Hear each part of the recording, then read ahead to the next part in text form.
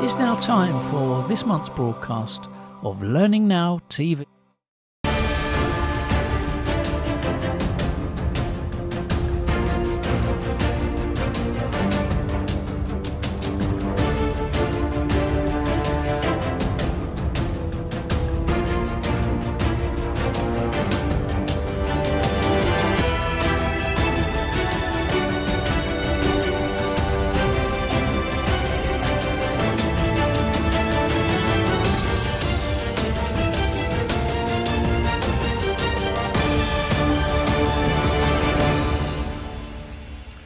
Welcome to the February Learning Now TV show, presented in our unique fashion by myself and Kate Graham.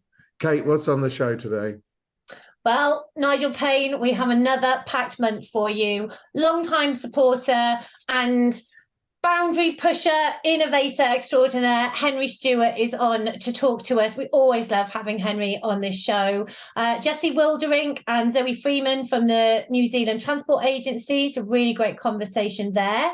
And thrilled off the back of a series he did for us last year, Bob Mosher is back with a new 5-part series on how virtual instruction powers performance, which I think in this day and age, we all need to take notice of. And Robin Hoyle, being his provocative self, is asking if AI is the new learning styles. And if it is, we're all in trouble. Enjoy the show. Joy.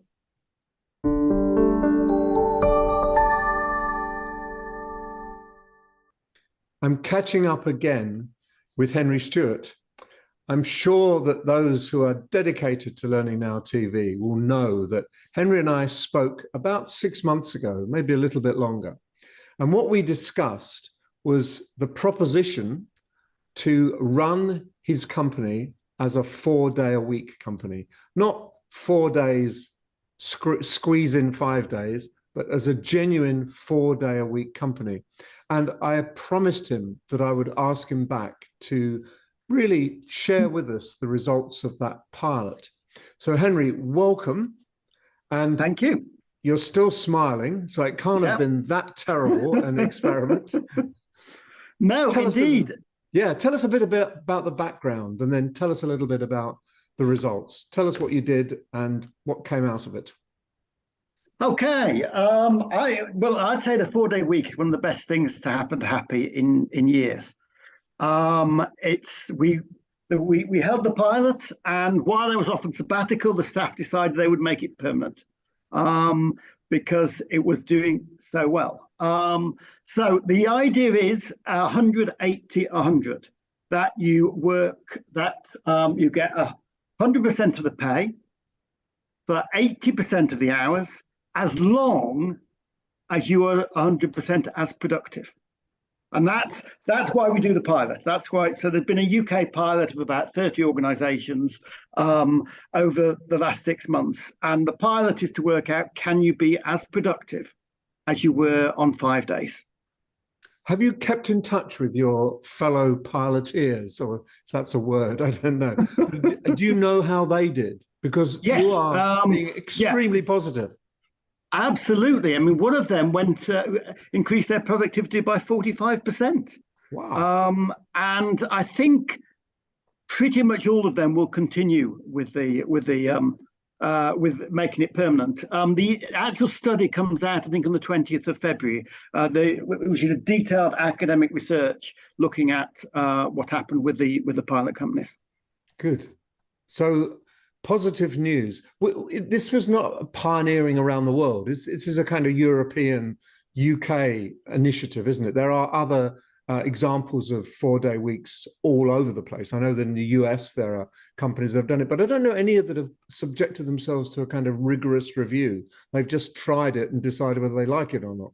Oh, there have been some that have done that. It originated actually from New Zealand. There's a company there, I think it's called Perpetual Mutual. And they're the ones that have really made the 4-day week work. They're the ones that have had all the articles around the world about it, and they're the ones that are behind the academic research here, and also in the States. There's been academic research as well. Yes, yes. So and the key. I mean, we did some surveys on it, and what is interesting is that 77% of our people stuck to 32 hours. And the other 23% only went 1 or 2 hours over. And that's actually for some people who, when they were working 5 days, were working at over hours. But they've really become focused and productive and got to their core hours. How did you measure productivity? What did you look at as the outputs of that? Are you sure you got it right? Yeah, that's an interesting question. Now, first of all, we did the survey and we asked people if they were doing as much in 4 days as they were in 5, and everybody said yes. But you might say, well, they would say that, wouldn't they? Because they want their day off. How did we measure productivity? My core measure of productivity is, are we doing as much in 4 days as we used to do in 5? I.e., have we got as much income, and are our evaluations as good? And on both those cases, that has been the case. So, we grew by 40% last year. Our sales grew by 40% last year without any increase in staff. And they're going to grow again by 10 or 15% this year, again, with no increase in staff, because people are so much more productive. It's fascinating. Now, when you say 4-day week, it doesn't mean that you shut the building on Friday, does it? It means that people take their day all through the week, or how did you do it? How did you work it? Absolutely. Some organisations, they do shut it for 1 day a week, but we've got a training centre and we need that to be occupied. So we simply have this. This is all our people. Yep. And the VEDs are when they take the day off. So some are taking them on Monday, some on Friday, some on Wednesday. What we do insist is that everybody works on Tuesday. Yeah. There we go. So it's pretty slightly weighted to Friday, but Monday, Wednesday, Thursday, there are people taking their day off. And do they negotiate that amongst themselves? It isn't dictated by management or anything like that. Basically, they work it out. We have three teams who are self-managing, and they decide for themselves how to do it. And I do think that the 4-day week has to be based on a trust-based environment. Yes. I think if you had command and control or hierarchy, first of all, people would say, what are they up to? Why are they doing this? If you don't have trust within the organization, I don't think you can get it to work. Yeah, I think that's probably absolutely right, 100% right. And I would also imagine it would accentuate. So if you have trust, this would increase the level of trust. Absolutely. If you don't have trust, it would decrease the level of trust because everyone would start to be suspicious. So it's a kind of good indicator of a healthy company, I would say. And I would also think that toxic companies would find it very, very difficult to manage this because then people would start to take advantage or try to take advantage. There will be cracks down, needs to document everything, and then you're in real trouble. Right? Yeah, exactly. Because the whole point is people really wanted to make this work. But so it was originally me that suggested it, but we then did a survey and we ensured that everybody was fully involved in it. And that's the key point. Everybody needs to make it work for it to work. Yeah. But we all know that a lot of organisations aren't really all that productive. The Economist did a story about many years ago that found that people are generally productive only 2.5 hours a day, really focused and productive 2.5 hours a day. That's what caused Andrew Barnes from Perpetual Mutual to think about doing a 4-day week. And we all know that. I like to think people at Happy were a little bit more productive than that, but what's become clear from moving from 5 days to 4 days is that they've become much more focused and just get much more done. Yes. Yeah. Would you also say, Henry, that one of the things we talked about last time was about the mental and physical well-being of staff? Do you think that has increased? Do you think that because people are having to commit fewer days a week. They have time to do other things. They have time for family, time for looking after themselves and their own health. So is there a well-being advantage as well as a productivity bonus? Oh, absolutely. I mean, of course, there is an interesting question. If people are working less hours, are they more stressed? And that is one question. And that there was a little bit of that when we first did the pilot in August 2019, when we didn't really prepare for it fully. There was a little bit of that. But now, yeah, people love their day off. They find they've got greater well-being. Again, in the survey, everybody said that they had a better sense of well-being. And so, yeah, that's the other element of it. I mean, I love, getting Friday off. I go for a cycle, or I meet with Dawn, my wife, and it's a fabulous. Because I remember my brilliant attempt to pin you down first with this interview was, well, let's meet on Friday. And you didn't say, oh, yeah, that'll be fine. I can just squeeze in one thing, doesn't matter. You said, that's my day off. And you stuck to it. So and I hope everybody does that as well, that they stick to their day off and that they genuinely manage their life around 4 days.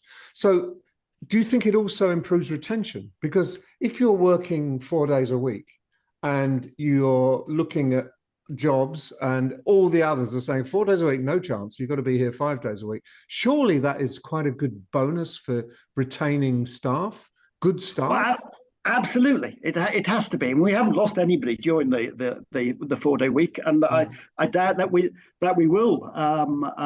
And it's also good for recruitment. If you're choosing a company based on a 5 day week or a 4 day week, then who are you going to choose if they've got the same cultures, the same ideas? Yeah. And that is what I think will make it happen. That's it. That fact that as we gradually develop and more companies go to a 4 day week, it will be that makes it happen, because it will be people looking at the 4 day week and looking at the 5 day week and thinking, I want to choose that one. Yes, I think you're right. And long term, do you see this as being you're one of the crests of a wave that's going to come breaking on the shore, that you think this will be much more dominant than it is now? You think that this is the change in, like, for example, when we went from a 5.5 day week to a 5 day week, it started with a few companies, a lot said, oh, this will be chaos and anarchy will ensue. Then suddenly everybody's doing a 5 day week. Do you think that in 5 years' time, we'll look at this and go, wow, that was the beginning of something really important, and look what's happened now? Absolutely. And I think part of it will be about things like AI. Part of that may have some effect, and general technological change may have some effect that will eventually what was it John Maynard Keynes talked about us only working 15 hours in 2020 or something. Yes, he did. And maybe we will in the end only do that. I mean, it's interesting across different sectors. Some people say, well, it's okay for you, you're an office-based environment. But there's an interesting case in Virginia of a healthcare organization. I think it's a care home where they employ nurses. And of course, nurses need to be there all the time. So what they did was when they went to a 4 day week, they employed 9 extra nurses. But the result of that was that they had less sickness and less cover. So although it cost $136,000 to employ the 9 extra nurses, they saved $122,000 in those extra costs. So there's only an extra $14,000. So even in places like healthcare or hospitals or things like that, it could work as well. Yeah, and if one nurse decides not to quit, who would have quit otherwise, exactly, you're in plus figures. Yeah. It's no longer a small deficit. So that's fascinating, Henry. This is great. I'm really pleased you shared that with us. And we'll read the report. We'll make sure there's a crawl for the report so that people can download it. And if not, we will feature the report in another program. And we're now running a course on how to make a 4 day week effective. So come Very to Happy sensible. if you want to find out about that. Yes. So if you need help, if you think this is a good idea, but you're not quite sure how to start and you're wondering what the issues around it are, go to Happy. So not only are they living it, they're teaching it. Nothing could be better. Thank you so much, Henry. It's a real pleasure to talk to you again. A pleasure to talk to you as well, Nigel. Thank you.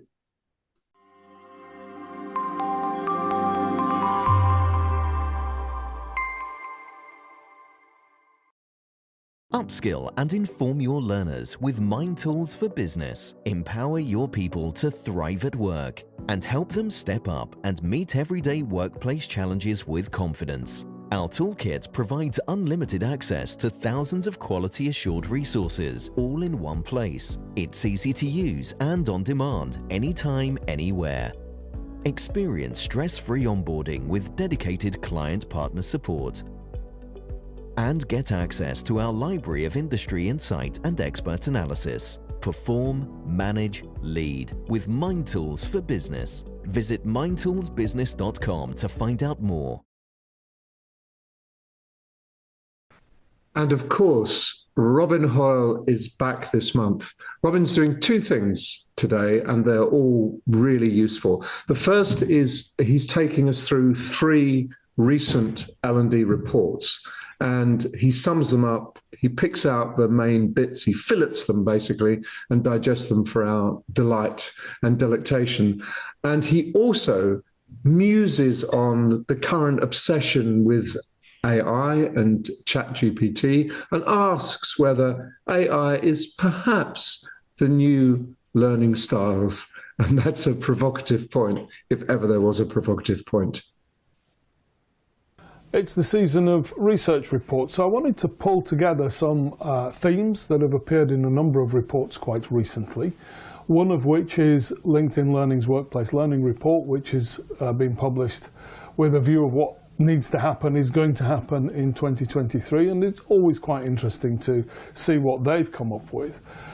Don Taylor has published the initial findings from his L&D Global Sentiment Survey, and that makes for interesting reading also. I also want to reflect on a report which was published towards the middle of 2022 from the World Economic Forum, and this is a report of a project that they've been doing with a number of organisations called the Good Work Project. And that's come up with 5 factors which enable people to set a benchmark for whether or not their organisation is a good workplace. So it has things around equality in terms of pay and access to technology, things around flexible working and the protection of staff. So there's a level of job security if people ask for flexible working, and that should be extended to more people than it is at the moment. There is a focus on health and well-being, diversity, inclusion and equality in that sense. And then there's a section which is around learning and development. And that learning and development piece, in common with other World Economic Forum reports, talks a lot about reskilling and upskilling. So the first area of commonality that I want to talk about is this idea that people need to have a new set of skills, either because their role is going to disappear and they need to move into a new role, or because their existing role is going to require new skills and new capabilities in order for that role to continue to fulfill its function. And that is echoed within both the Global Sentiment Survey from Don Taylor and in the LinkedIn Learning Workplace Learning Report. This idea that we need to reskill and upskill is still sort of being pretty important. What's really interesting in the Global Sentiment Survey, though, is that it has dropped down a little bit.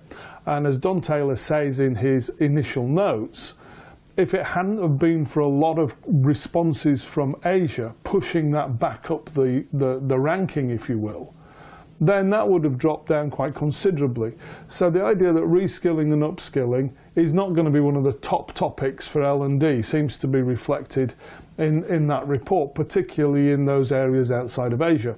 Now, let me give my take on why that might be the case. The first is, I think for many organisations, reskilling and upskilling has become business as usual. So the idea that it's a hot topic, that it's something which is new and different and interesting, is perhaps dropped down the scale a little bit. The second is, if you look at the number of people within Asia, even if you just look at India and China, who are of workforce age, then there's a lot of them. And it's not unusual, I would think, that they would focus on the need to develop skills and develop capabilities in emerging areas, emerging industries, and new areas of work that those people would want to move into. So there's some explanation there. However, despite that drop-off in importance, reskilling and upskilling is still the number one feature, the number one ranked opportunity within Don Taylor's report. There's a second area of commonality against all three reports, and this is the idea of collecting data, and collecting data specifically to show business impact. Really important if we're focusing on what skills and capabilities people have, that we know that the learning and development investment that we make in developing those capabilities is paying dividends in business terms. But there's a problem there. Again, if you look at the LinkedIn Learning report, what it says is this is really important, but if we look at the numbers of measures that are being used by L&D teams within organizations, what we're actually finding is the majority of those, and certainly the top few, are all what they call vanity measures. And by vanity measures, they mean things like happy sheets, they mean things like numbers of people looking at particular learning objects, hours of training completed, etc. These are not necessarily looking at whether or not the training was any good, they're just looking at whether or not it was popular. And so we need to move beyond those vanity measures. And so when in Don Taylor's report we have people saying we're really interested in AI and data and learning analytics, my concern is, what are we going to use those tools for? What are we going to measure? Are we going to measure course completions? Are we going to measure how many people watched a particular video or completed an e-learning module? Are we going to just measure how many hours people spent within training? Or are we going to genuinely focus on the hard to measure things, which is, well, what difference did that make? And I think the jury is out on that. I think if we're asking L&D professionals who are currently relying on vanity measures what is important in the future, and they tell us that it is about data analytics, I'm concerned they're going to measure the wrong things. And we all know that sometimes we measure the things which are easy to measure and give that importance, rather than try and measure the things which are really important to our colleagues and the businesses with whom we work. So there's some challenges there. One of the things that the World Economic Forum Good Work Project report talks about is not just this need to reskill and upskill, but also this idea of creating a learning culture. And that seems to be a bit of a theme across the other projects as well, the other research reports, which says we want people to be more actively engaged in their own learning, to have more opportunities to learn and develop, and that's all fine. But within the Good Work Project, there is another problem, which is, as well as saying all this good stuff about what the end state is, they never really talk about how you achieve that end state. How do we get people more engaged in learning? How do we get people focusing on reskilling and upskilling? How do we measure business impact? That's not covered. They just say we ought to be doing it. And then they do talk a little bit about how we do learning culture. And unfortunately, that's where the wheels fall off, because their recipe for how we complete learning culture is to ensure that we reflect individuals' learning styles. Now, it's been 30 years since we've had very good, very robust research which say that learning styles make no difference to the impact of learning at all. It makes people feel happy that they've been recognised, and therefore we get good scores on the happy sheets, we get more hours consumed. But in terms of impact, in terms of what people learn and how people change their behaviour, makes no difference at all. Eric Coffield told us that in the 1990s. Daniel Willingham has been saying it for years since. Baroness Susan Greenfield has said that it is nonsense from a psychological and neurological point of view to focus on learning styles. And yet, 30 years after that data started to become apparent, it has dropped off the agenda. And I think one of the challenges that I have with these research reports is not that they're very good, not that they're not very well intentioned. They are. Some of them are really interesting insights. The trouble is, it's last year's news. As Don Taylor says in the detail of his review of the data coming back from the Global L&D Sentiment Survey, it is not insignificant that 8 days before the survey launched, ChatGPT was launched. And therefore everybody's timeline was filled with stuff around AI. And AI therefore has rocketed up its charts in terms of one of the things which L&D teams need to focus on. We like the bright, we like the shiny. We're less interested in the old, we're less interested in the proven, and we're less interested in the evidence from times gone by. And so we keep going after the shiny. And maybe AI is next year's learning styles.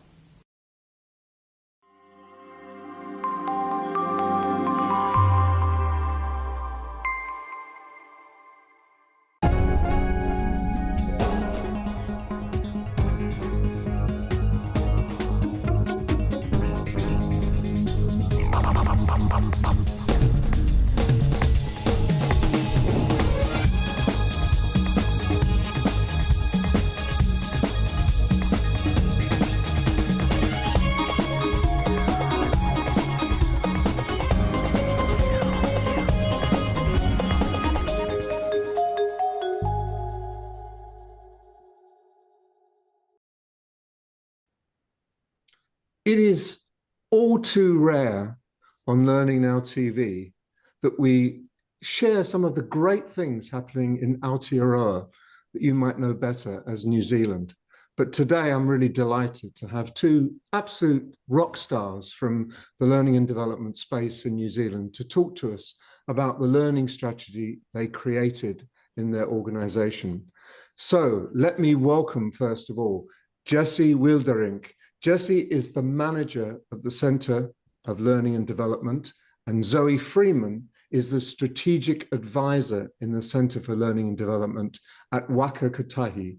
Well, Waka Kotahi is the New Zealand Transport Agency, and it's a big organization. It covers all modes of transport in New Zealand, and they're based, both of them, at the headquarters in Wellington. So let's just talk then about your learning strategy that you created, that has been distributed. It's out and about and doing its rounds in the organization and also in New Zealand, because much admired around the country. So Jessie, let me just ask you to start with, why is a learning strategy, and why is this learning strategy particularly important? This learning strategy in particular was really important for us as an organisation, as we didn't have a learning strategy in place. And with such a focus on learning and everyone sort of recognising the need of that, we needed to have a part to play in identifying what that learning strategy needed to look like. And so for an organisation to recognise that it needs to learn and grow and be adaptable, especially in these times that we're in now, it was important for us to play our part in reaching the organisational goals by developing a learning strategy. It's also for individuals and leaders and for them to recognise that learning is critically important if we are going to need to deliver on what it is that we need to do for New Zealand moving forward. It's important in the way that learning is a key player in organisational culture as well. And with a real focus of culture within organisations, and that being quite, it had been making quite a big shift in the last few years. It has a really big part to play in performance, development, connection between people, intergenerational sharing, learning and mentoring. So those parts are a big part of culture, and the learning strategy itself we identified as being quite a key driver in that space as well. Yeah, so Zoe, I'm not sure if you think. Sorry, I was just going to say that it's both about individuals, it's empowering individuals, but it's also about helping the whole organization become higher performing by sharing, by working harder together, and by problem solving together. So it's got that joint role. Have you got anything to add to that, Zoe? Is there anything you want to add? Yeah, I guess the way I always describe it when I'm kind of asked something like this in an elevator, or 30 seconds to get it down, is and this works for any organization you're in, but if you're being asked to do something in a different way, you're being asked to be more agile, more flexible, to deliver on a vision or a strategic, strategy or strategic kind of goals, things like that, then you can't really do any of that sort of stuff without learning. Like when somebody asks you how we're going to do that, it's about change and behavior change, and that inherently means learning.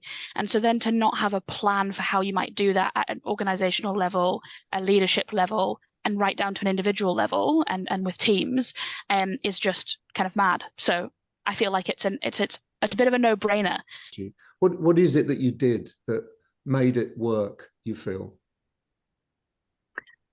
I think the one thing that probably stands out to me is that we challenged the status quo. So we challenged what the organisation was currently doing with learning. We challenged, certain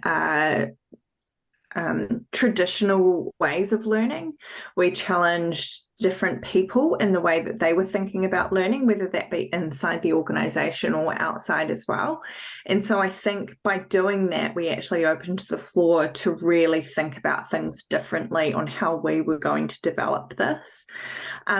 We developed the concept as part of an ecosystem, and the concept of an ecosystem. And that is just identifying that every part of the organisation and external to the organisation has a part to play in making the learning strategy itself successful. We took a Te Ao Māori perspective. So in Aotearoa here, Māori and Te Tiriti is really important. And we decided that, as part of the development of this, we really needed to bring that into the learning strategy to really help lift the understanding. We partnered with Māori to do that, and that's where we were able to build Tā Tātou Takiakoranga, which is our learning strategy at Waka Kotahi. So can I just quickly interrupt and just reinforce that point? What you did was you used Maori values and you imbued the whole strategy with Maori perspective on the world and Maori values so that they're kind of integrated. It's not just a bolt on, it's actually the whole philosophy of the strategy emerges from those values. Is that a fair description? Yeah, and I think I'll just jump in. I think the really important thing about the way that we did that and the way that we partnered is we didn't just develop the end product in that way and in that partnership. It wasn't just applying those elements to what came out in the end. It was how we did it the whole way as well. So, for instance, Māori culture has a big focus on talking, on kōrero, having conversations and sitting down. And we used that as a part, we did millions and millions and millions of interviews with groups and teams and just getting a really good understanding for how people felt about learning.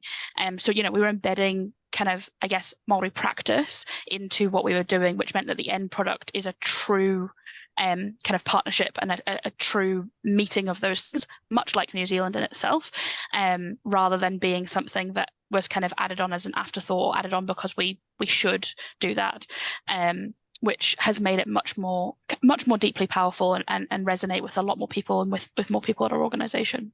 Yes. Do you want to add anything, Jessie? I think, just Zoe did a really good take on the true partnership that we took with Māori in this space. I think the other things were that, we started with a really high-level strategic vision. What were the outcomes we wanted to see from a learning strategy? What did we want people to be doing? And then lifting back to, okay, so what are those sort of key areas strategically that we want to focus on? And I remember, this was on a window in my house. We had post-it notes everywhere and we were just going, where do these fit? Where do these things go? How are we going to reach these outcomes?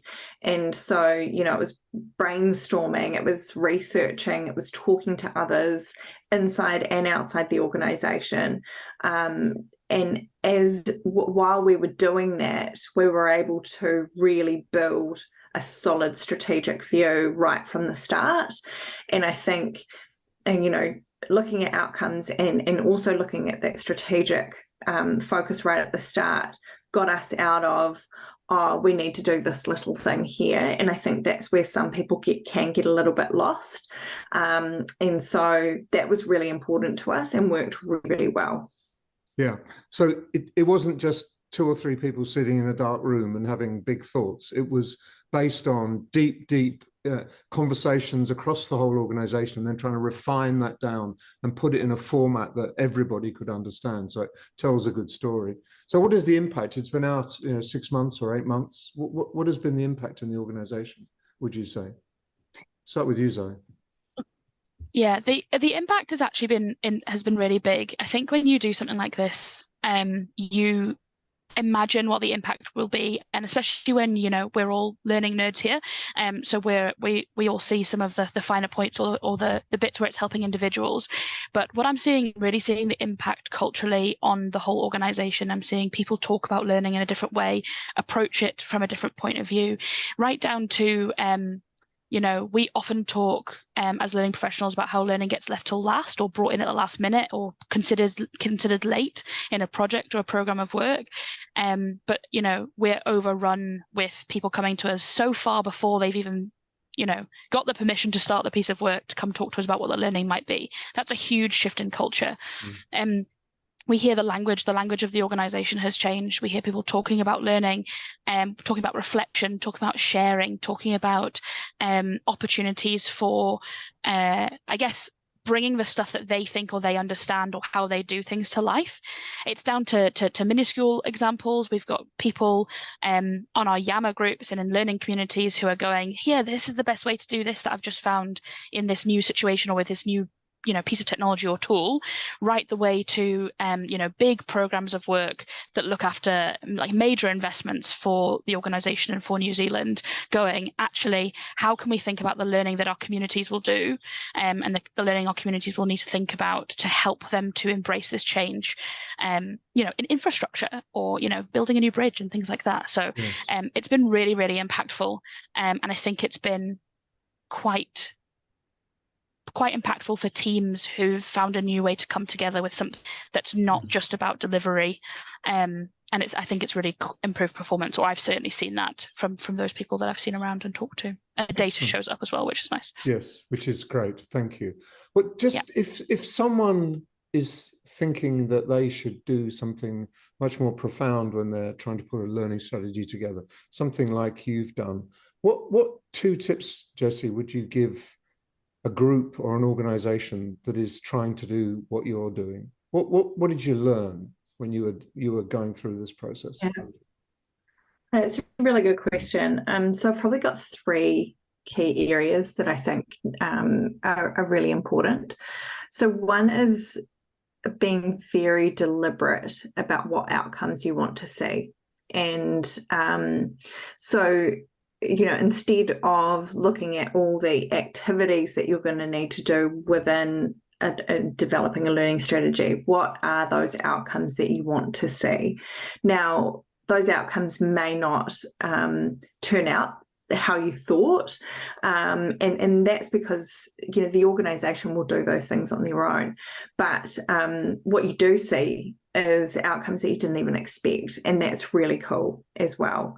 So be really deliberate, but also be really open to what those outcomes and how they may come about. The second thing is develop a strategy that anyone can pick up. So strategies can sometimes be too complicated.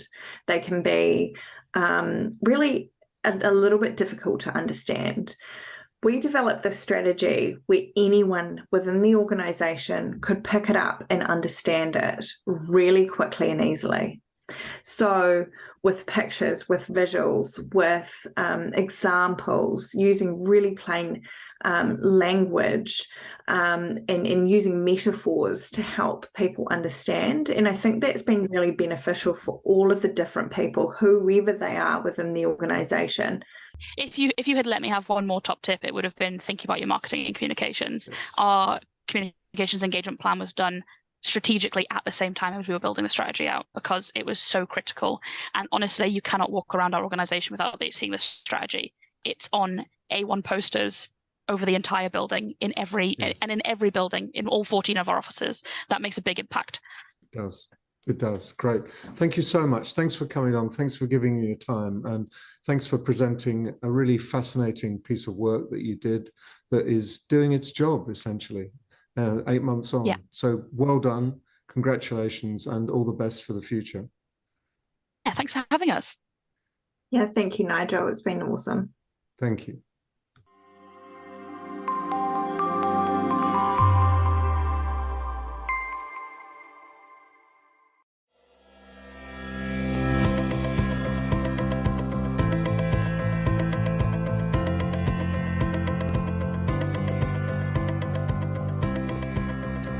Maybe I'll do that later. Hey, so you can see, this is just like using a whiteboard in a classroom.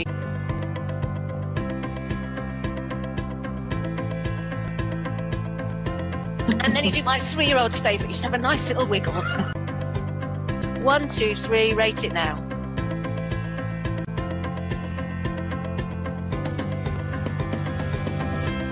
A really quick question, you might want to answer this later. You see, I love this.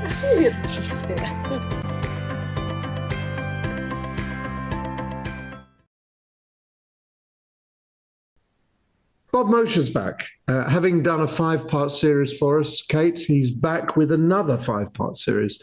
This time he's looking at how virtual instruction powers performance. And as always, thoughtful, well presented, and full of insight. So I commend that to you. Greetings, friends. I do hope this video finds you safe and well. Bob Mosher here. I am the co-founder of an organization called Apply Synergies. We help organizations design and develop around the 5 moments of need in something called workflow learning. In fact, I actually came to you via this medium with another video series around the power of performance support, the power of workflow learning. Well, I am enthralled and honored and excited to be here to do another series with you. In this case, we're going to talk about the power of virtual instruction. We're going to kind of marry it to the last video series in some ways, because the virtual instruction areas we'll talk about and the ways in which we're using it nowadays can actually do something that we feel called power performance. So the name of this series will be How Virtual Helps Power Performance. Like any instruction, friends, it's not about the content. It's not about whether or not people remember things. It's not about whether people test out or assess or certify well. In the end, anything we do in L&D, in learning and development, has to be about performance. In the end, if it's not about moving the dial and enabling performance, then frankly, our efforts are moot. Talked a lot about that in the Workflow Learning series. Well, friends, with the world we've been in lately and the craziness of what we just came out of, or in many ways, frankly, are still quite involved in, we've learned some remarkable things where the classroom shut down. For many of us, and in some cases for years, we literally couldn't bring people into buildings for any form of residential training. Now, sure, e-learning picked up. That side of our deliverable became very powerful. But at the same time, we also knew that there's power in seeing others. There's power of being in a group. There's power of cohort learning. And many of us got into virtual in a significant way. Platforms were purchased, designs were attempted, classes were converted, and then here we find ourselves in this remarkable domain. So this 5-part series will talk a lot about the power of virtual, but not necessarily from just a conveying content situation or from instructing or teaching, but really how can we take this to a whole new level and in many cases eclipse what the classroom ever did and become a powerful way for people to learn. Virtual has really emerged as a remarkable medium, and it can reach people geographically and via time and via practice and application in ways that, frankly, the classroom, e-learning and others have never been able to. But we have to be very conscious and careful when it comes to design and application. So in this series, we're going to talk about a number of issues. We're going to start out by talking about the fact, and doing that today, that I do believe that in some ways, virtual eclipses the classroom.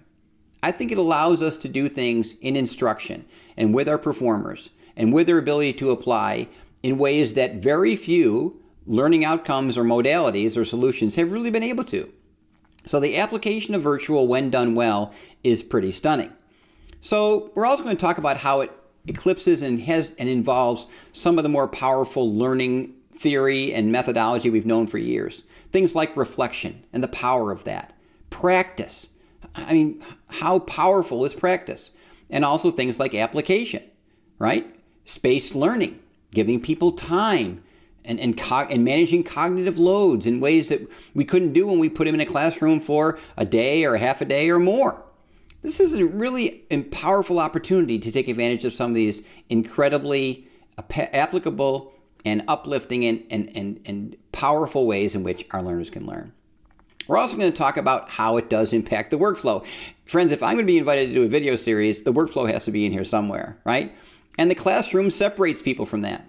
When people come to a residential training or come to a room or even step into an LMS and sit through e-learnings for a while, they are being removed from the work. They're not learning while doing. Virtual instruction can bring in some remarkable approaches and tools that can help go from knowing and even learning to the world of application and transfer and doing. So we'll have a decent part of the program on the idea of how virtual empowers and can enable the workflow. Then we're going to go very specific into a methodology. We're going to talk about something called the GEAR model. This was an experience I had years ago in my career, almost 20 years now, when we kind of forayed into virtual instruction in the early days. You can tell from my snow on the roof, as we say sometimes here in the States, been at this a while. And so when this technology first emerged, we tried what you'd think you'd naturally do, and that was we took what we knew in the classroom and we put it online. Like a lot of the early e-learning efforts, not so effective. But what we have learned, and what I learned back then, is that there really is some powerful things around something called the GEAR model, G-E-A-R. Gather, expand, apply, and receive feedback. We're going to talk about how that can be a remarkable, eye-opening way to take the power of virtual and make it work. Friends, I am so looking forward to the next several months ahead of us with this series. Love to hear your feedback. Please reach out and let me know. But I'm so excited to embark on the power of virtual and, more importantly, how it can power performance for those we serve. Talk to you soon. Be safe, be well. Looking forward to the dialogue, friends.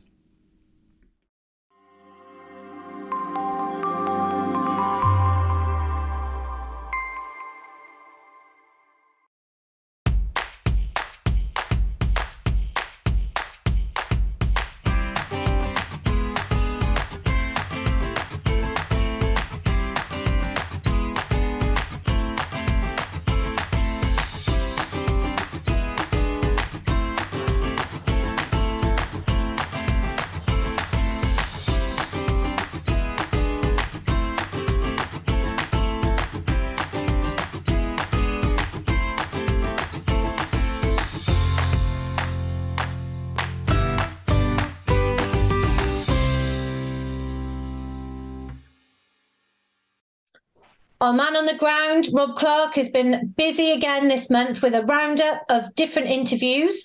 He's with us to cover, brace yourselves, the Global Sentiment Survey 2023 with Don Taylor, what's hot in learning and development around the world. He's talking to my wonderful ex-colleague Fiona Lettany of Fosway Group on the Learning Systems 9 Grid. Some interesting findings, and all about the Learning Awards as well, which happened in London this month with some amazing winners. So enjoy.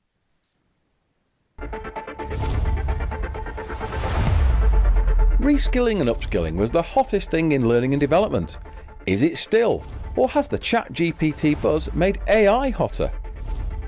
Market bracing itself as recessionary pressures loom large. Fosway's 2023 Learning Systems Market Report is out. The Learning Awards took place in London last week. We have a rundown of who won what.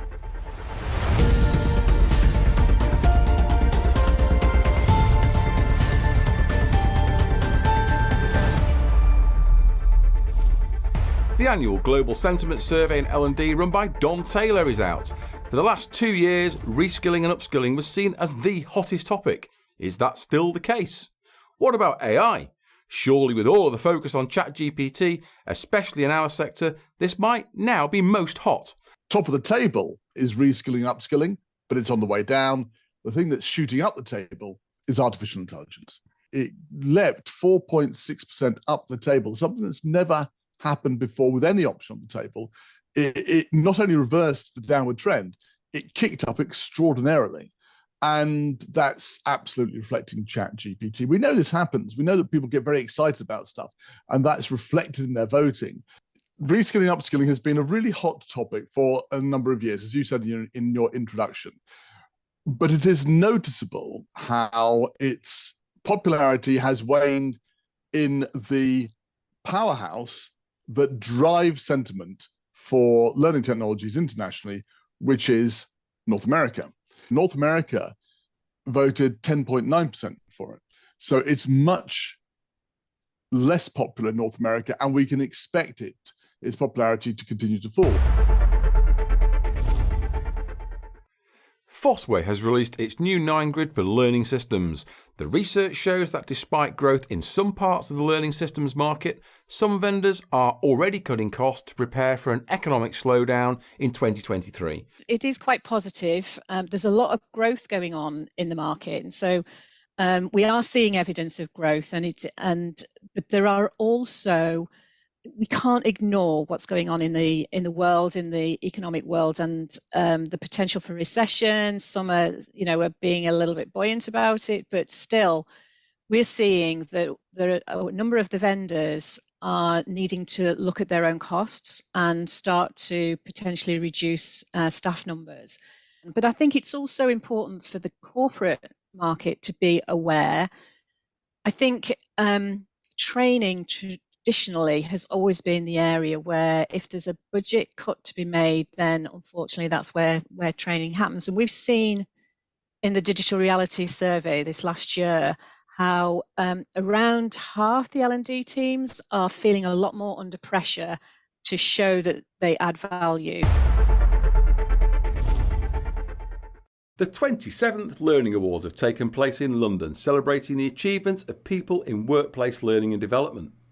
The awards were presented by British TV icon Claudia Winkleman and raised money in support of children's charity Dreamflight, which takes seriously ill and disabled children on a holiday of a lifetime.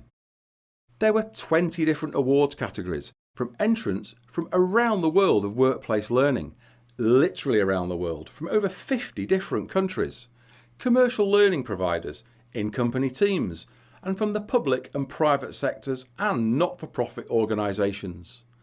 Learning Provider of the Year was won by New Globe for its work transforming education in developing countries. Learning Pool won the silver and legal education business Barbary the bronze. Learning Pool also won Gold Learning Solution of the Year for its work with the supermarket Lidl, rounding off a successful night for Learning Pool. Also in this category, Leo picked up the silver for the learning game it built for Invesco, a project that has won awards on both sides of the Atlantic several years running. Sponge saw 2 awards on the night, silver for learning technologies and gold for designing New Cross Healthcare's staff onboarding programme. Learning Impact Award went to the sales training provider Imparter for its work with environmental resources management. Learning Team of the Year was won by the luxury car manufacturer Bentley. Learning Platform of the Year was won by the World Health Organization, and there was an award for learning culture for Dell. The Colin Corder Award for their outstanding contribution to learning went to John Hinchliffe, a popular award for a well-known personality in learning and development. Introducing this award, Ed Monk explained that you don't have to have worked in learning and development for decades to win it. Sometimes someone's star shines so brightly you just have to take notice, and that is the case with John. His star burnt really brightly across the pandemic and since, and this award recognises John's work building community in the learning sector, mentoring learning professionals and promoting the work of others. A well-deserved award for a really popular guy. And these just some of the awards presented on the night. Get the full breakdown of all the winners on the website. And that rounds off this Learning News Bulletin. Links to the full-length features with each of the people I spoke to in today's bulletin, as usual, are in the programme notes on Learning News. Thank you for your company. See you next time.